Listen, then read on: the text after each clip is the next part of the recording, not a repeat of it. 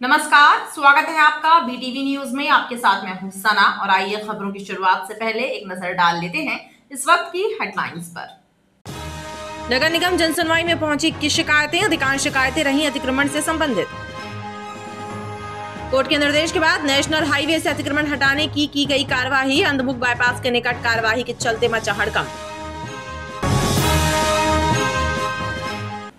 गढ़ापुरवा में सीलिंग की जमीन पर निर्माण कार्य होने की शिकायत कलेक्टर के जनता दरबार में हुई। शिकायतकर्ता ने बताया कि उनकी जमीन भी सीलिंग में है और इसकी शिकायत संबंधित विभागों में प्रशासनिक अधिकारियों से की गई, लेकिन कोई कार्यवाही नहीं हुई। कलेक्ट्रेट कार्यालय में आयोजित जनसुनवाई में गढ़ापुरवा से आए प्रदीप पटेल ने बताया कि क्षेत्र में सीलिंग की भूमि पर भूमाफिया निर्माण कार्य कर रहे हैं, जो अनुचित है। गढ़ापुरवा क्षेत्र का काम है, इसमें भूमाफिया लोग कब्जा कर रहे हैं। कई बार पेपरों में भी निकला सब है, मगर कार्रवाई नहीं हो रही है। उधर पर कब्जा करे पड़े हैं, बिल्डिंग बन रही और अभी कार्रवाई नहीं हो रही। ज़मीन मेरी है। आपकी भी ज़मीन है वहाँ? जी हाँ, 1 एकड़ 21 डिसमिल है। सीलिंग वाली है? हाँ, वो सीलिंग चली गई है मेरी ज़मीन। जब सीलिंग चली गई तो वो कोई बना ही नहीं सकता ना, क्यों बनवाने दे रहे हैं? सीधी बात। कितनी बार जनसुनवाई?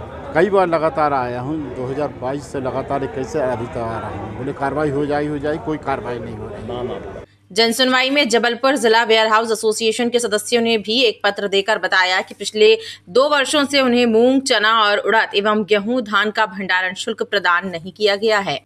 चूँकि 2 वर्ष से हमारा भंडारण शुल्क किसी वेयर हाउस मालिकों का भंडारण शुल्क अप्राप्त है।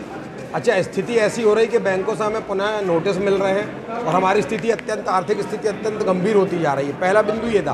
दूसरा बिंदु ये है कि हमारे वेयर हाउसों में जो 2-2, 3-3, 4-4 साल से पुराना गेहूं पड़ा हुआ है, इसके अंदर पड़ा हुआ है, उसकी हमने साफ़ सफाई कर दी। उसका उठाव नहीं हो रहा है किसी भी एजेंसी के माध्यम से, तो वो जैसे ही हम साफ़ करते हैं वो फिर ख़राब हो जाता है। तो हमने ये भी साहब से रिक्वेस्ट करी। जनसुनवाई में पहुंचे दिव्यांग ने बताया कि सागर में होने वाले खेल महोत्सव में शामिल होना है, लेकिन उसके पास संसाधन नहीं है।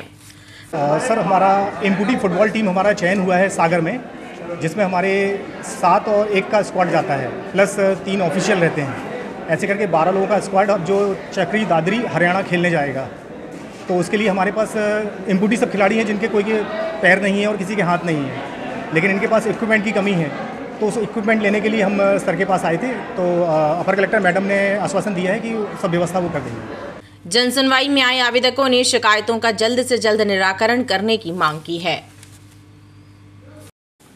रांची क्षेत्र से आई एक महिला ने एसपी कार्यालय में आयोजित जनसुनवाई में शिकायत दी है कि क्षेत्र के कुछ युवक उनके घर में घुसे और उनकी बेटी से जबरदस्ती की, लेकिन थाना स्तर पर उचित कार्यवाही नहीं की गई। रांची क्षेत्र में रहने वाली एक महिला ने एसपी कार्यालय की जनसुनवाई में शिकायत दी है कि क्षेत्र के किशनबेन एवं उसके साथियों ने घर में घुसकर मारपीट की एवं बेटी के साथ जबरदस्ती करने का प्रयास किया। वहीं महिला ने रांची पुलिस की कार्यप्रणाली पर भी सवाल उठाए हैं। मेरी रांची थाने में कोई कंप्लेन नहीं की गई मेरी बच्ची के साथ, और मेरे नाबालिग जो बच्चे हैं, मेरी बेटी 18 साल की हो गई अभी फरवरी में, और हमारा किशनबेन पर FIR पहले की है। मेरी बच्ची के साथ भी उसने पहले भी गलत करने की कोशिश करा था, और अभी 10 फरवरी को भी ये घर में घुस के अपने दोस्तों के साथ विकास सोनकर, किशनबेन और वर्षा ठाकुर, ये सब घुस के मेरी बच्ची के साथ हरकतें करने की कोशिश। तो ये रांची थाने पहुंचा था, तो वहाँ भी इसकी कंप्लेन नहीं सुनी गई। और फिर जब मैं बच्ची से पूछा तो मेरी बच्ची ने बताया कि इन लोगों ने ऐसी हरकतें करे। जब हमने उसको बोले तो उन लोगों ने मुझे सबने पकड़ के मुझे काफ़ी मारपीट की मेरे साथ। वहीं उखरी क्षेत्र में हुई एक युवक की मौत के मामले में मृतक के परिजनों ने हत्या का अंदेशा जताते हुए निष्पक्ष जांच कराने की मांग की है। वे हमारा 26 जनवरी के एक दिन पहले फ़ोन लगाए तो नहीं उठाया, फिर दूसरे दिन 26 जनवरी के 6 बजे लगवाए हम, नहीं उठाया।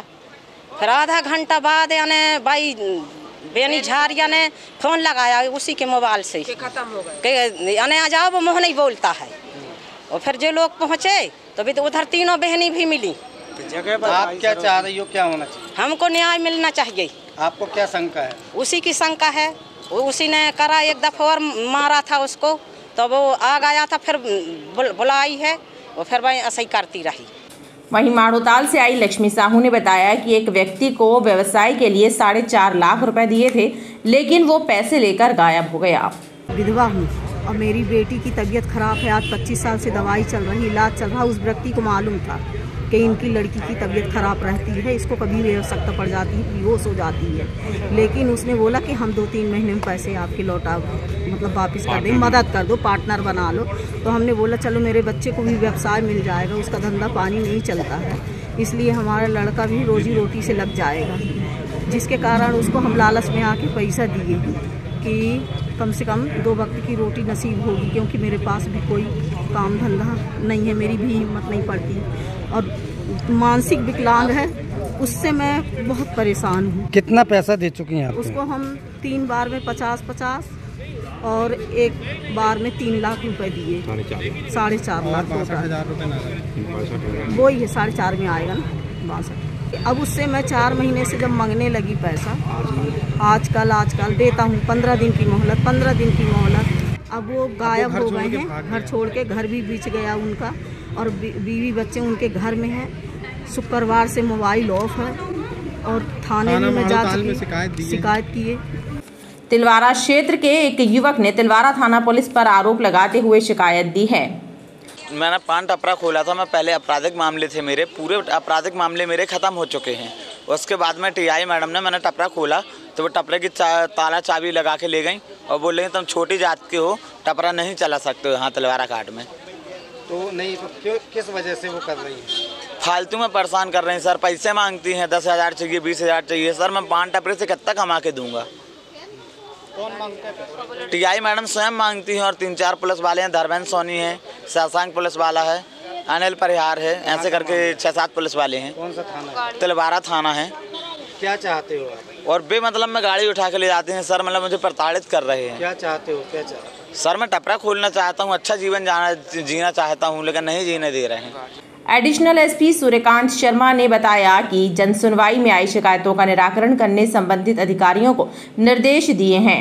आज 100 शिकायत आवेदन यहाँ पर जन सुनवाई में प्राप्त हुए हैं, जिसमें परिवार संबंधी, धोखाधड़ी संबंधी, प्लाट की धोखाधड़ी संबंधी, मारपीट संबंधी, पति पत्नी के विवाद संबंधी और बहुत सारी ऐसी पारिवारिक शिकायतें आई हैं, जिसको हमने संज्ञान में ले लिया है और सभी शिकायतों को संबंधित थाना प्रभारी और राजपत्रित अधिकारियों को भेजा जा रहा है और 7 दिवस में इस जन सुनवाई के शिकायतों का निराकरण करने हेतु निर्देशित किया गया है। जन सुनवाई में 100 से ज़्यादा शिकायतें आईं।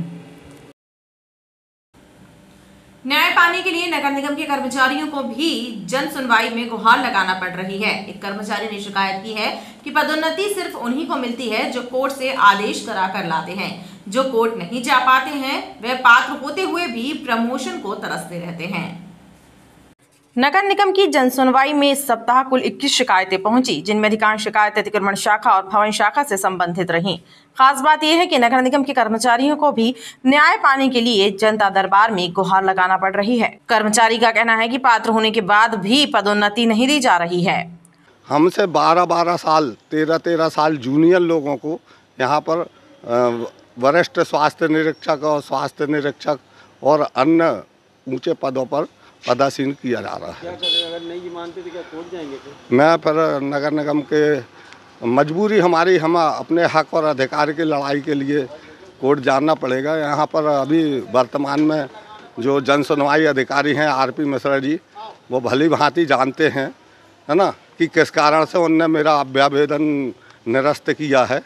तो मैं अब संभवतः मैं अब नामजद ही कोर्ट जाऊँगा बिल्कुल। वहीं रानी दुर्गावती वार्ड एवं प्रेम सागर से आए लोगों ने अतिक्रमण और कंजर्वेंसी कब्जे की शिकायत की। मेरे घर के पास गेट लगाया हुआ रोड पर, जिसकी कार्रवाई के लिए मैंने आवेदन किया है। वहाँ बोले उन्होंने कि कार्रवाई होगी। यहाँ दिए तो अभी मैंने सेकंड दे रहा हूँ। फर्स्ट पहले ये दी हुई थी 11/10 को 23 के, ये सेकंड। सर प्रेम सागर महाऋषि अरविंद वार्ड से आया हूँ मैं यहाँ जन सुनवाई में कार्यालय में आवेदन देने। हमारे पड़ोस में रहने वाला सेवलाल बंसकार और शिव प्रसाद बंसकार द्वारा ढेर सारा मलमा इकट्ठा करके रोड के ऊपर डाल के वो नाली पानी आने का जो रास्ता था वो बंद करने का पूर्ण प्रयास करके बंद कर दिया है। अभी 1 दिन की बारिश में ये हाल है। अभी जो लंबी बारिश होगी 4-5 महीना, तो वो पानी कहाँ से जाएगा? हमारे घर के आंगन में आ रहा है वो मना करने से गंदी गंदी गाली गलौज करता है और धमकियाँ देता है मारने पीटने की।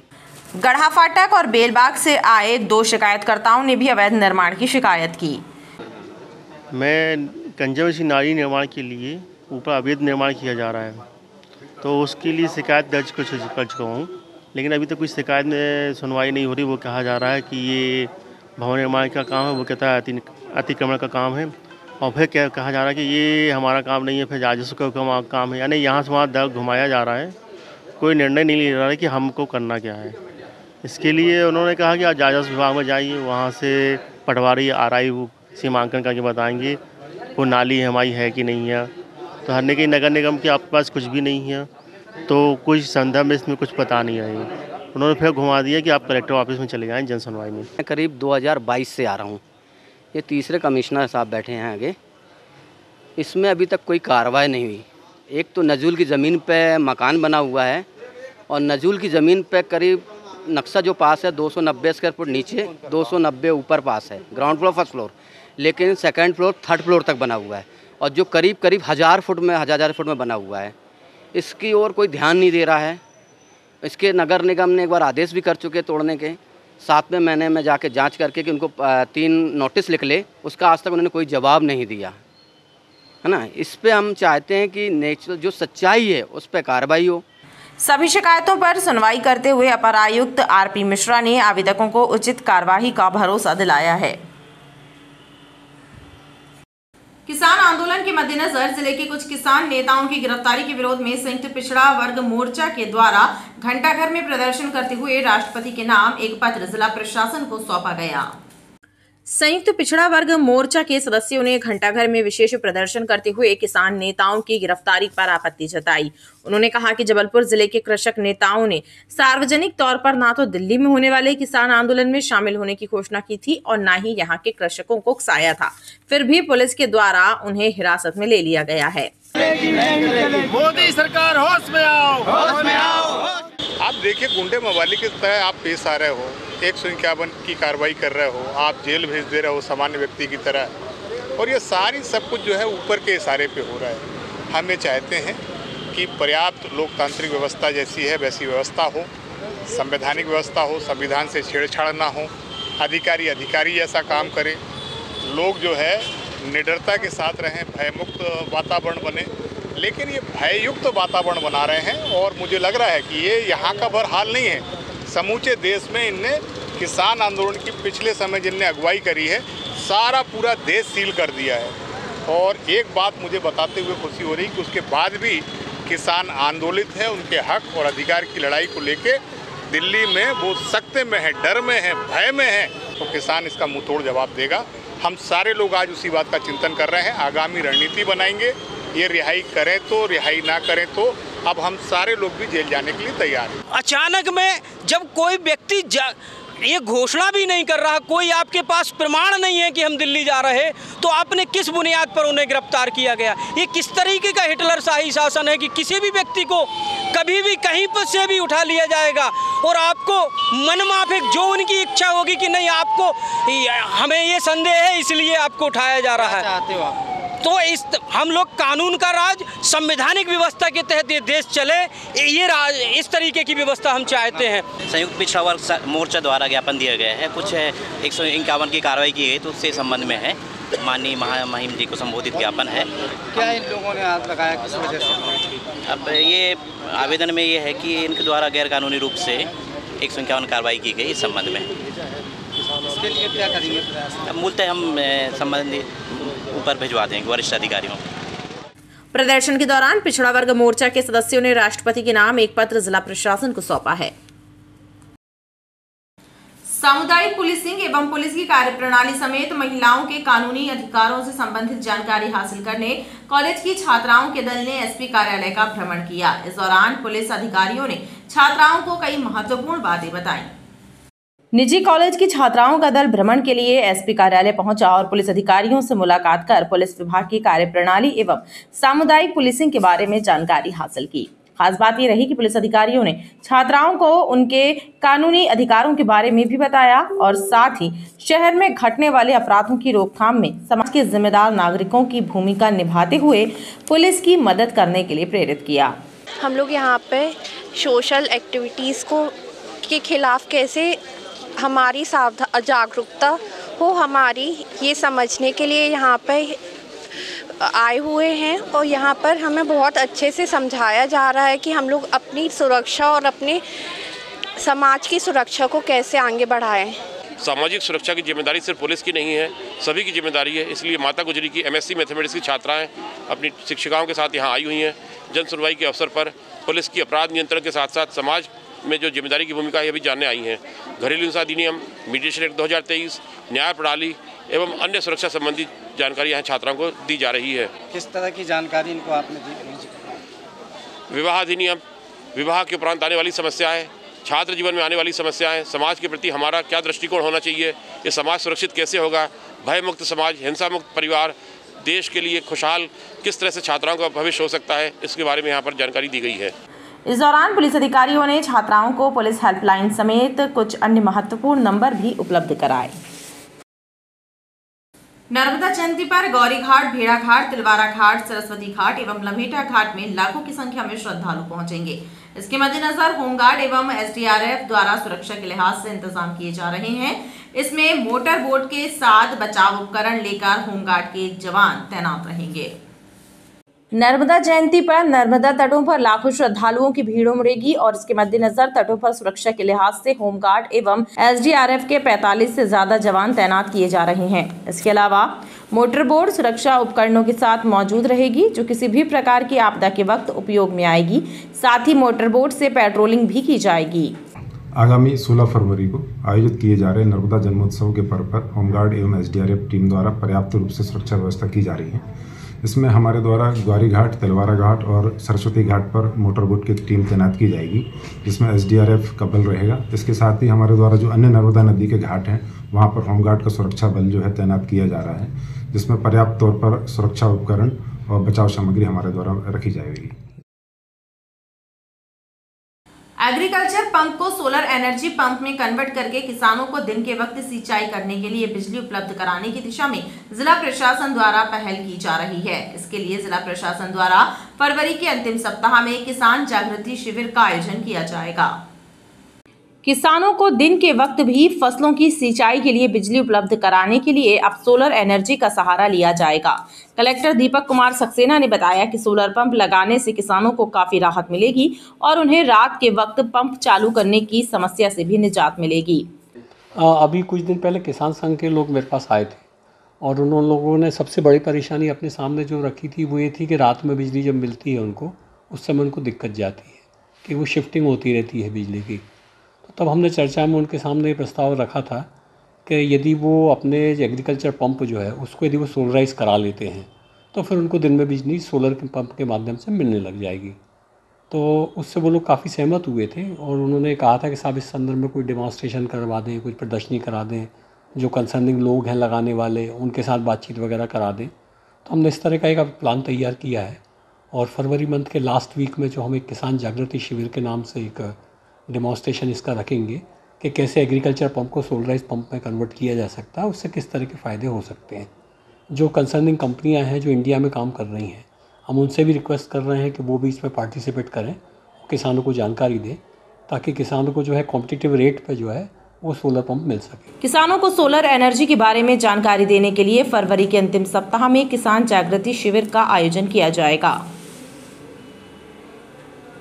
कोर्ट के निर्देश के बाद जागे जिला प्रशासन और नगर निगम ने नेशनल हाईवे पर अतिक्रमण विरोधी कार्यवाही की। अंधमुख बाईपास के निकट नेशनल हाईवे सर्विस लाइन पर अवैध रूप से पार्क किए गए वाहनों एवं अतिक्रमणों को हटाया गया। इस कार्यवाही के चलते क्षेत्र में हड़कंप मचा रहा। जिला प्रशासन और नगर निगम अन्य क्रांति दल की संयुक्त टीम ने अंधमुख बाईपास के निकट अतिक्रमण विरोधी कार्यवाही की। कार्यवाही के दौरान सर्विस लाइन पर अवैध रूप से पार्क किए गए बड़े वाहनों को हटाया गया, साथ ही ठेले टपरे हटाए गए। आवागमन में बाधित 2 दर्जन से ज्यादा बेजा कब्जे हटाए गए।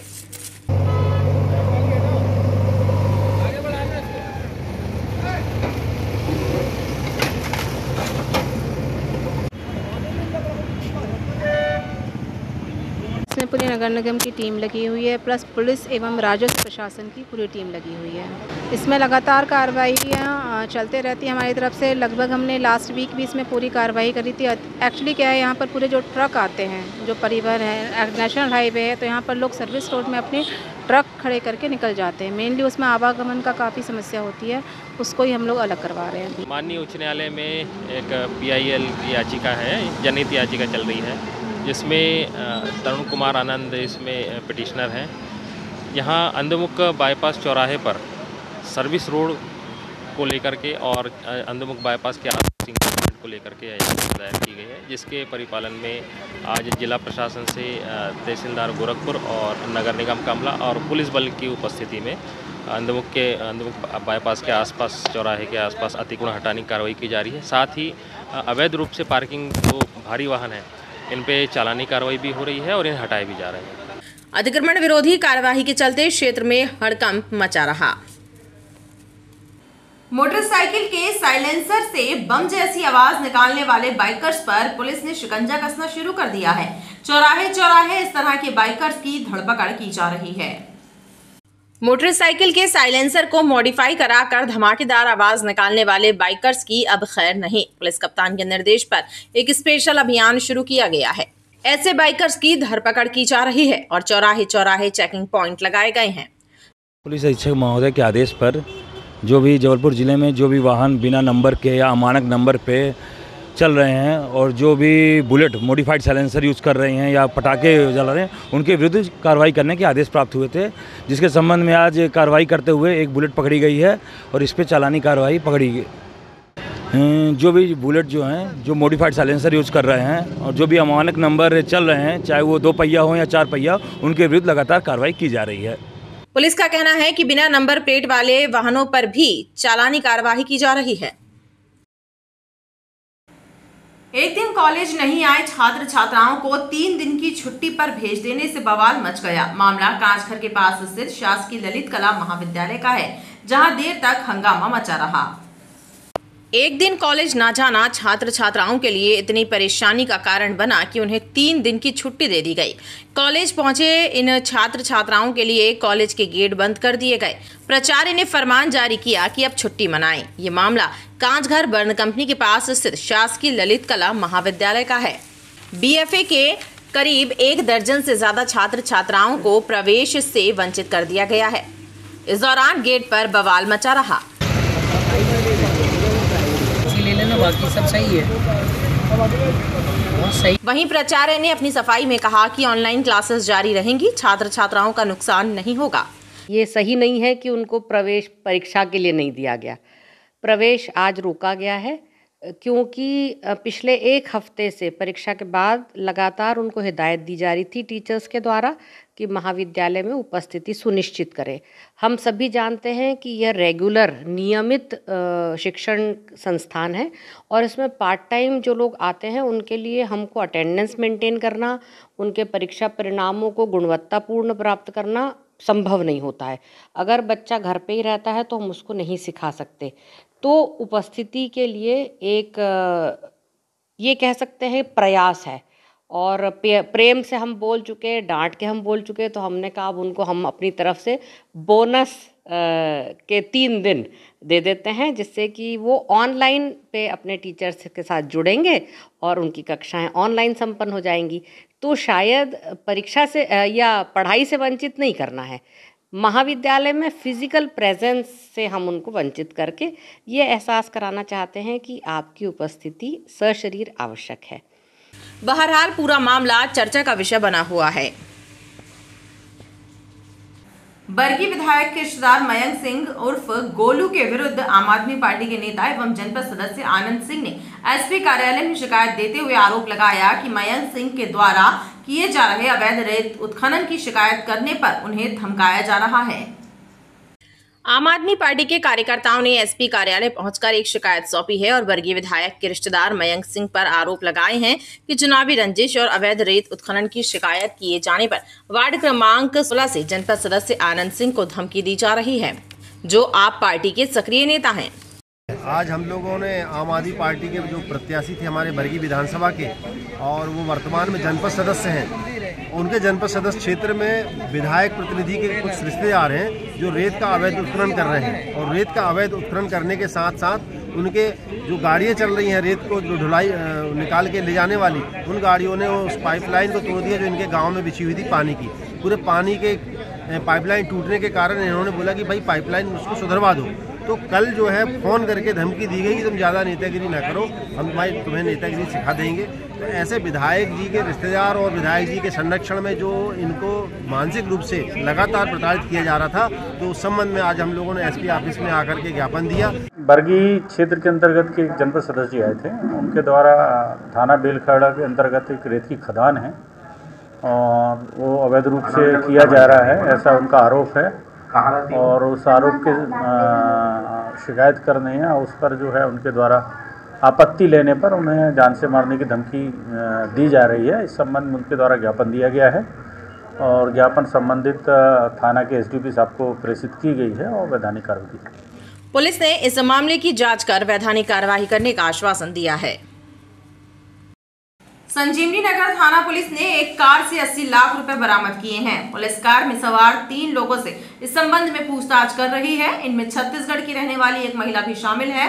कार से नकदी बरामद होने की जानकारी पुलिस ने आयकर विभाग को दी, जिसके बाद आयकर विभाग की टीम ने नकदी के साथ पकड़े गए तीनों लोगों से पूछताछ शुरू कर दी है।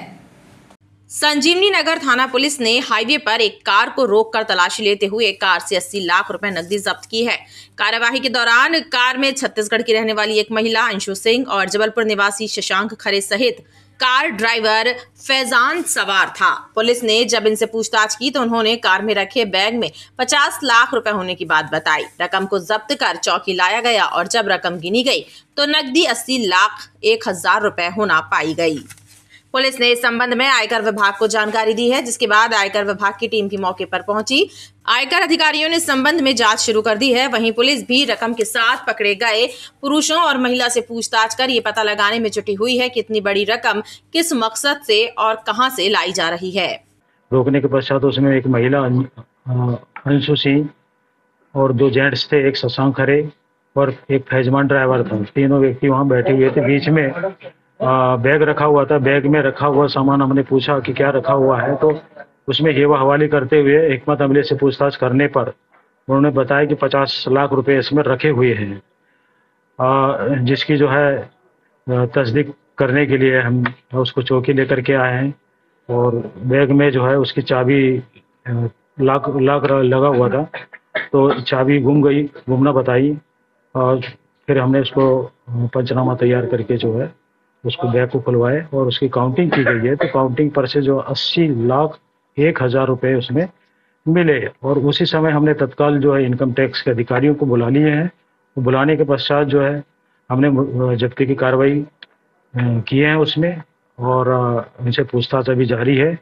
अभी इनकम टैक्स से संबंधित है या हवाले से संबंधित है, अभी पूछताछ हमारी जारी है।